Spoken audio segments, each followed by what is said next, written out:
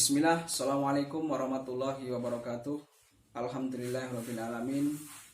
Salatu wassalamu ala asrofil anbiya'i wal mursalin wa ala alihi wa ashabihi ajmain la yaumiddin. Asyhadu an la ilaha illallah wahdahu la syarikalah wa asyhadu anna Muhammadan abduhu wa rasuluh la nabiyya wa la rasulah ba'dah.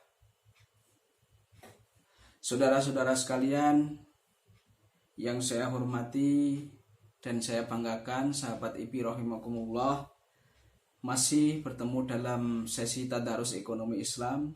Kali ini kita akan membahas materi yang cukup sederhana tetapi juga dipraktekkan di beberapa lembaga keuangan syariah, yaitu yang kita sebut dengan rohen atau gade.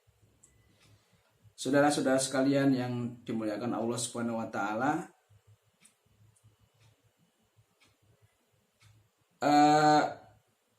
apa itu rohen?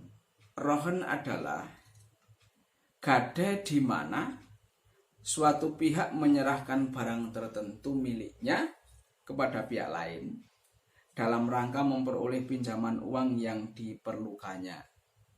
Jadi istilahnya itu apa ya, kalau dalam bahasa pinjam meminjam, ada sesuatu yang ditahan oleh orang yang meminjami, digadekan, dan dia itu mendapat pinjaman uang yang diperlukan.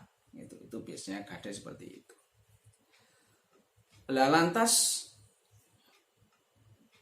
dari mana kemudian nanti keuntungannya akan diperoleh oleh pegadaian? Nah, ini yang akan membedakan antara pegadaian syariah dengan pegadaian konvensional. Saudara-saudara sekalian yang saya hormati, masuk ke landasan syar'i, dalam surat Al-Baqarah ayat 283 itu juga dikatakan walam tajidu katiban farihanum maqbudah. Jadi kalau kita melakukan perjalanan kemudian terjadi utang piutang dan tidak menjumpai orang yang menuliskan, mencatat utang piutang itu farihanum maqbudah, dan hendaknya ada barang yang ditahan sebagai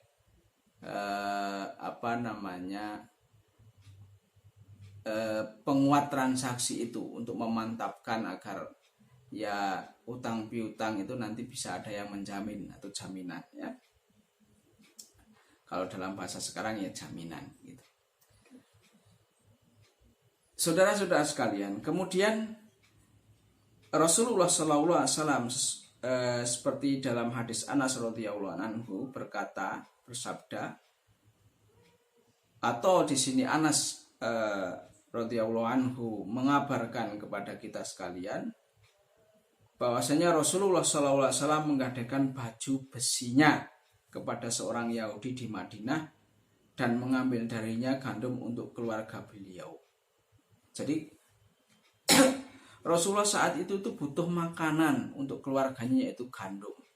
Maka hutang kepada Yahudi dan menggadaikan baju besinya. Ijma ulama sepakat akan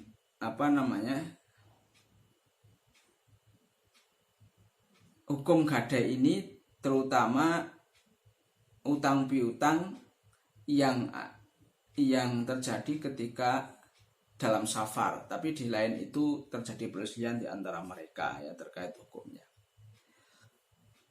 Saudara IPI, sahabat IPI rahimakumullah, kemudian kalau kita lihat sekarang, kita lihat gade dalam teknis perbankan atau lembaga keuangan syariah itu seperti apa perbedaannya dengan lembaga konvensional.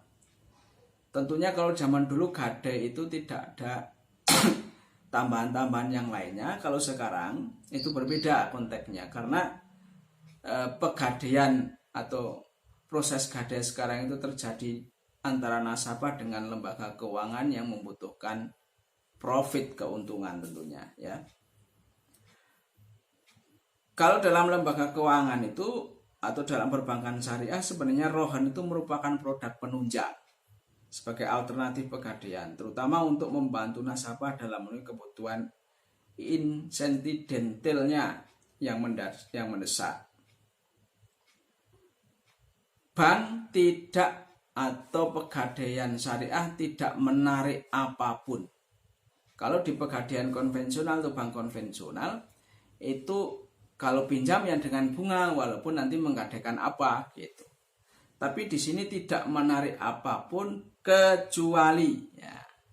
Jadi yang diperhitungkan di sini bukan bunga dari sekian persen dari pinjaman, tetapi atau modal yang dipinjam, tetapi yang diperhitungkan di sini adalah biaya-biaya barang yang digadaikan. Sekali lagi, biaya-biaya barang yang digadaikan. Pertama, biaya pemeliharaan. Misalkan, itu kalau menggadaikan emas 1 kilo itu harus dipelihara, disimpan, kemudian ditimbang dan lain sebagainya. Itu harus dipertimbangkan itu makanya masuk nanti ada perhitungannya. Kemudian selama di kantor pegadaian itu tentunya ya dijaga oleh satpam ya, ada keamanannya, kemudian ada biaya administrasinya, butuh lampu, butuh listrik, butuh macam-macam ya. Maka itulah yang kemudian dipertimbangkan oleh lembaga pegadaian syariah atau oleh perbankan syariah. Jadi biaya administrasi, biaya pemeliharaan dan lain sebagainya. Tidak memandang kepada seberapa utang atau pinjaman yang dikeluarkan oleh pegadaian syariah atau oleh perbankan syariah. Beda dengan di konvensional yang ketika meminjam sekian persen maka bunganya akan muncul sekian persen. Itulah saudara-saudara perbedaan yang menonjol.